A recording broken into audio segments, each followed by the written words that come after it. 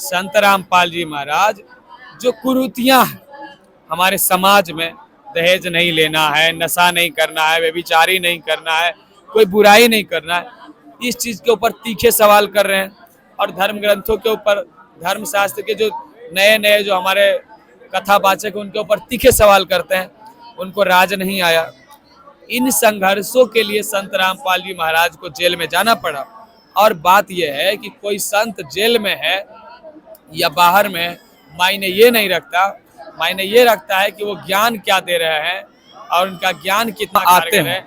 आज ये परमात्मा संत रामपाल जी महाराज के चोला में आए हुए हैं। कैसे आए हुए हैं इसका प्रमाण भी जरूरी है जानना आपको। नमस्कार, आप देखना शुरू कर दिए मगध लाइव और मैं हूं आपके साथ दीपक कुमार। इस वक्त मैं भारत के पड़ोसी राष्ट्र नेपाल पहुंचा हूं, जहां पे विश्व के जाने माने संत रामपाल जी महाराज जी का ये सतलोक आश्रम स्थित है और मैं अभी आश्रम में ही उपस्थित हूं। संत रामपाल जी महाराज जी का जो आज आध्यात्मिक ज्ञान है वो देश ही नहीं विदेशों में भी उनके माने ज्ञान का जो है डंका बज रहा है। इसी क्रम में आज देखिए नेपाल में भी काफी संख्या में, हजारों की संख्या में लोग आए हैं और इस समागम में शामिल हो रहे हैं। संत रामपाल जी महाराज जी का जो ज्ञान है, खास करके आध्यात्मिक जो क्षेत्र है, उसमें एक भूचाल सा ले आया है। एक क्रांतिकारी बदलाव की ओर कहा जाए तो इस ले जाया जा रहा है, जिसके लेकर के कबीर पंथ के लोग या और भी अन्य धर्म गुरु जो है काफी इनका विरोध भी करते रहते हैं।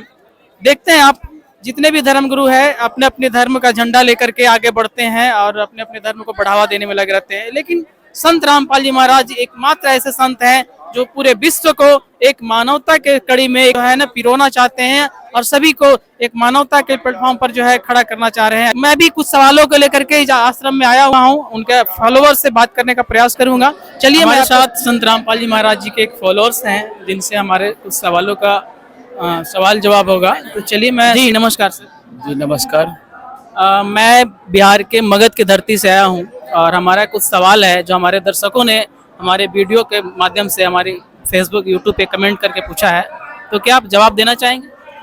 जी, जितना हमसे संभव होगा मैं जरूर प्रयास करूंगा कि आपके सवालों का हर संभव जवाब दूं। पहला सवाल हम आपसे ये करना चाह रहे हैं कि जो कबीर पंथ है, कबीर पंथ और संत रामपाल जी का महाराज जी का जो पंथ है, दोनों में क्या अंतर है? देखिए, एक्चुअली में देखा जाए तो दोनों कबीर पंथ ही हैं, लेकिन एक है कि दोनों के दोनों कबीर परमेश्वर के ही नाम पे, उन्हीं मार्ग पे चल रहे हैं।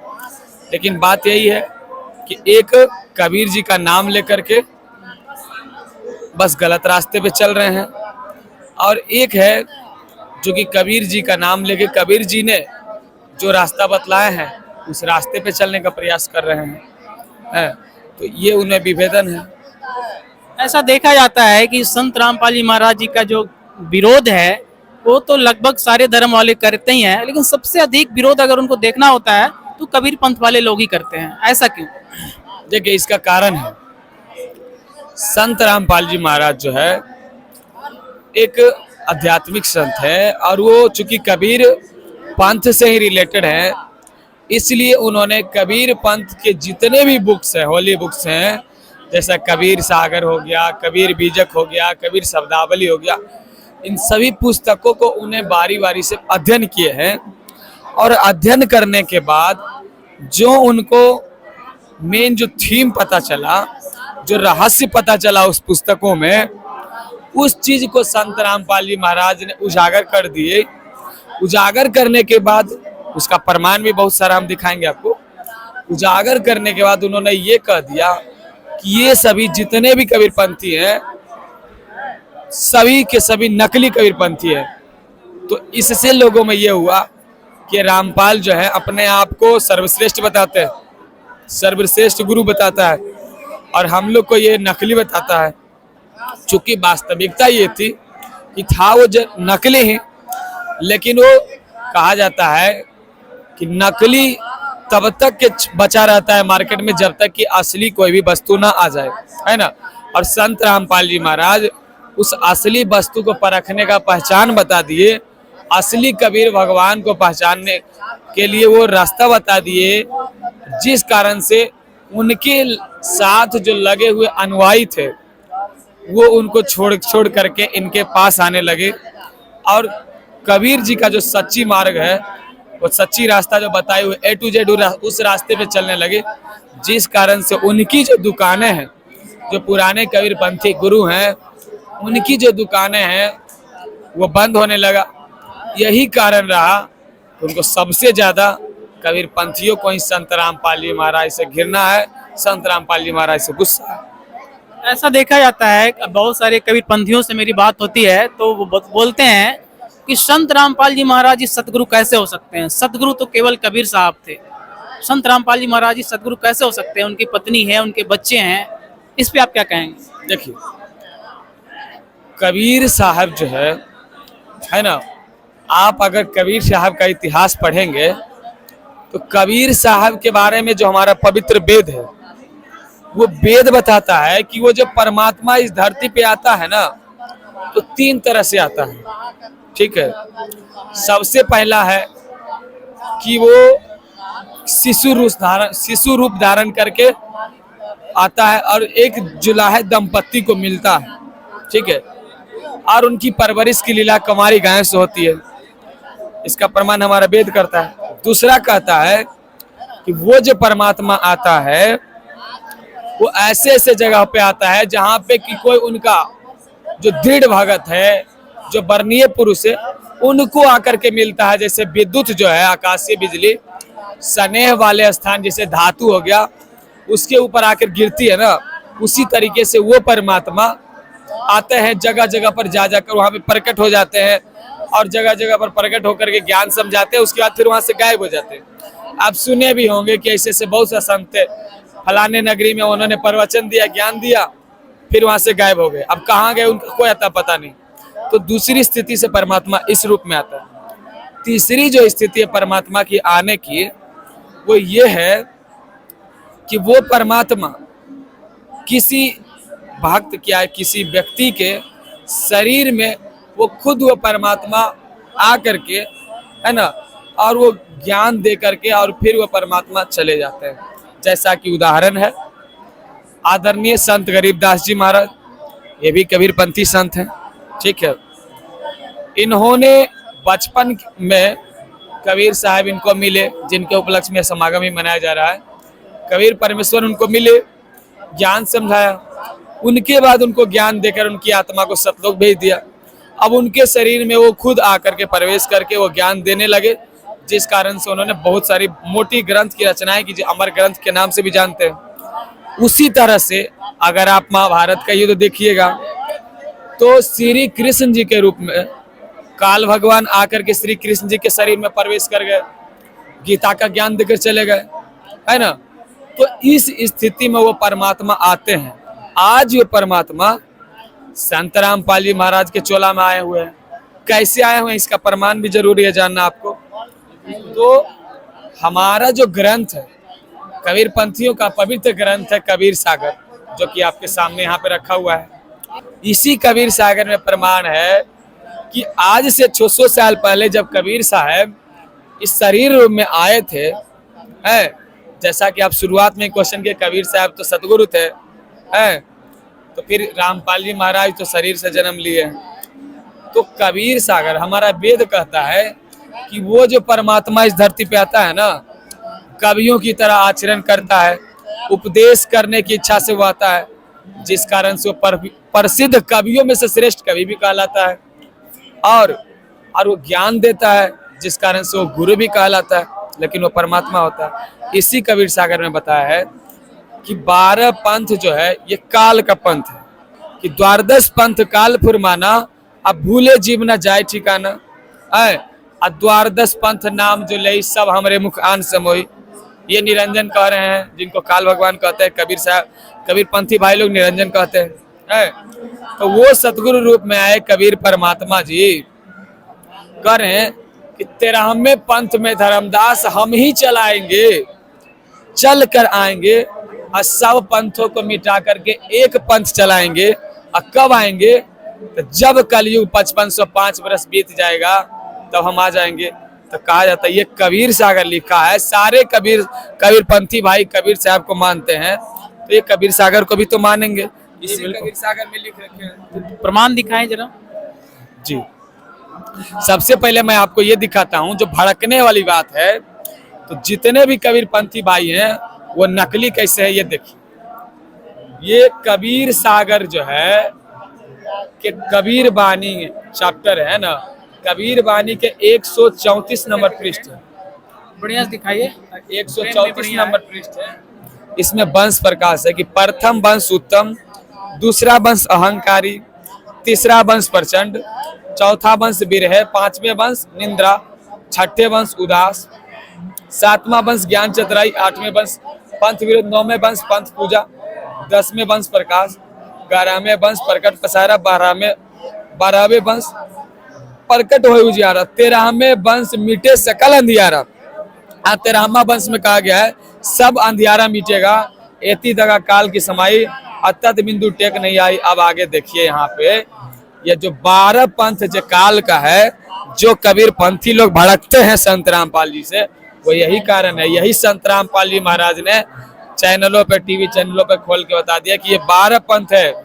और इनमें देखिए कहा गया है कि नीचे आइए, कहा गया संवत 1775 होई तादिन प्रेम प्रगटे से सोई।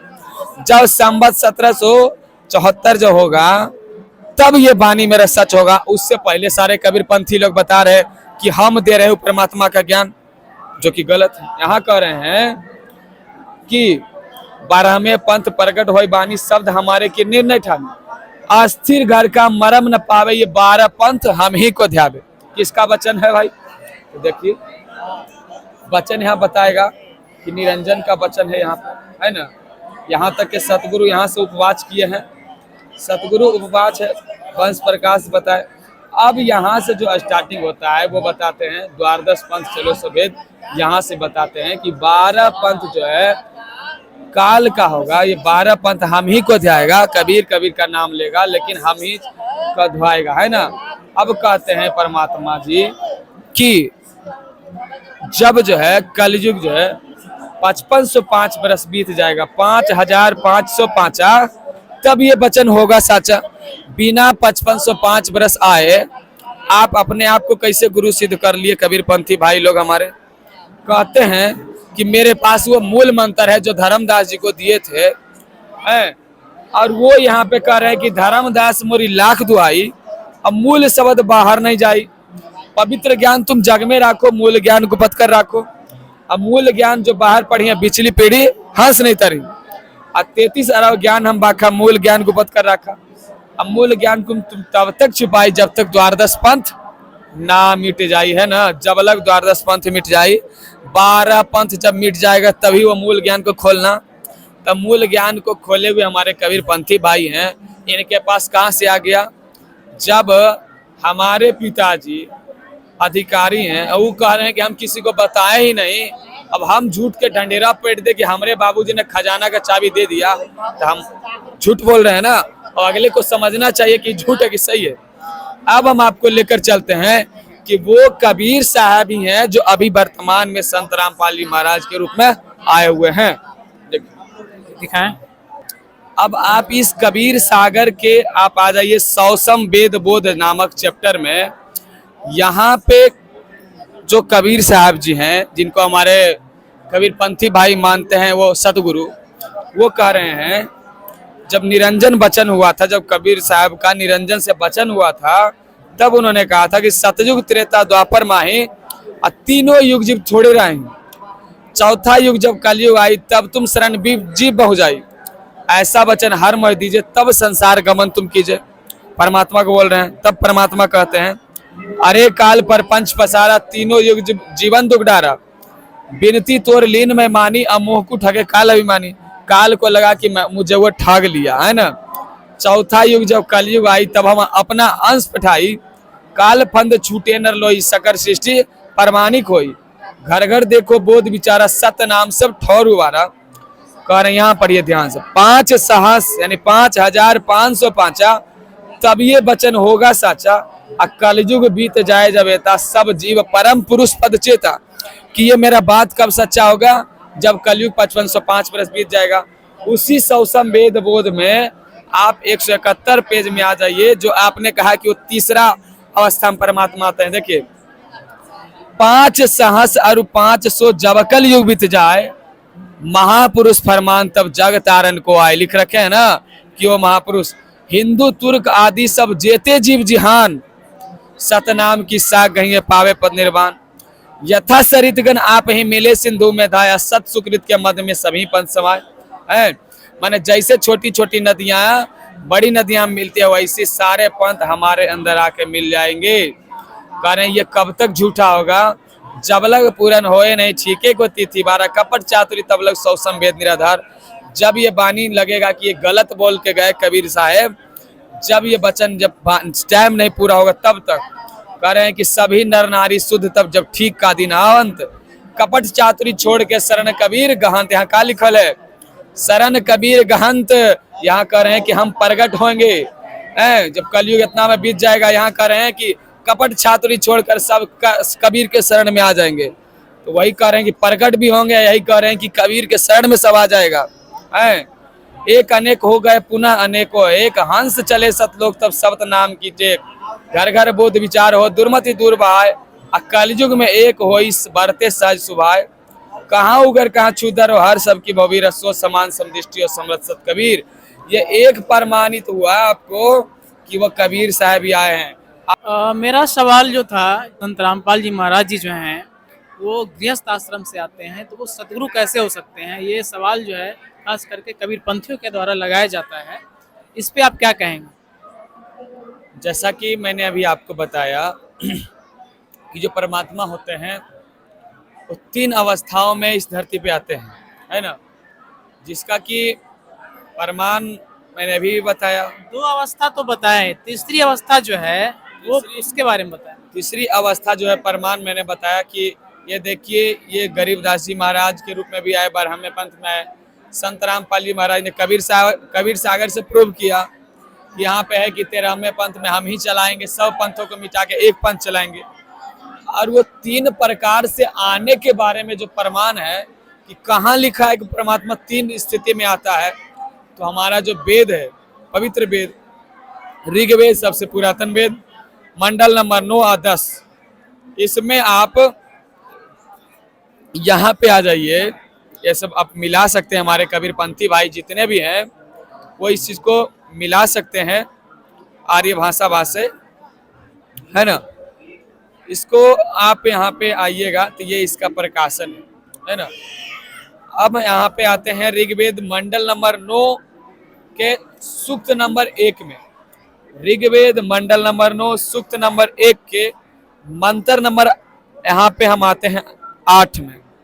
कह रहा है उस पुरुष को, पुरुष यानी परमात्मा, उस पुरुष को उग्र गतियां प्रेरणा करती है और भासमान शरीर को वह पुरुष प्राप्त होते हैं। आगे पढ़िए उसी में, जिसमें 3 प्रकार से, है ना, साफ साफ लिखा हुआ 3 प्रकार से दूसरों का वरण करने वाला मधुमय शरीर मिलता है। उस परमात्मा को 3 प्रकार का शरीर मिलता है, बता दिया मैंने आपको, ये हमारा वेद गवाही देते हैं। और इन्हीं प्रकार तीनों तरह से परमात्मा आते हैं।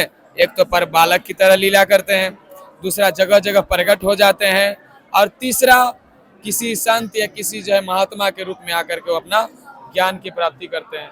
एक सवाल अक्सर कबीर पंथियों के द्वारा किया जाता है, खास करके संत रामपाल जी महाराज जी से, कि एक वाणी है, शायद किन्हीं संत का है, 4 दाग से सतगुरु न्यारा।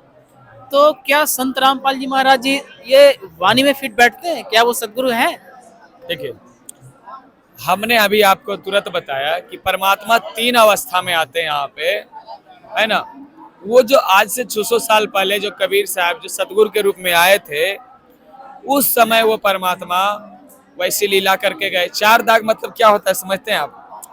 4 दाग, जैसे कि हमारे यहाँ पे जो भी धर्म चल रही है, तो मरने के बाद या शरीर त्यागने के बाद जो कोई तो हैं कबीले जो जलाते हैं, जैसे हिंदू धर्म के भाई लोग जलाते हैं, मुसलमान धर्म के भाई लोग दफनाते हैं उनको, सिख धर्म के लोग उनको क्या करते हैं, तो उनका भी यही परंपरा है कि कोई तो जलाते हैं, है ना, या कोई उनको जो है दफनाने का तो प्रक्रिया नहीं है, क्योंकि वो हिंदू धर्म से ही फूटा है, वो भी दहलाते ही हैं। लेकिन ये एक होता है कबीले जो कि पानी में दहला देते हैं, ठीक है, किसी भी कोई भी अगर मर गया तो उनको पानी में दहला देते हैं ताकि उस जानवर वगैरह।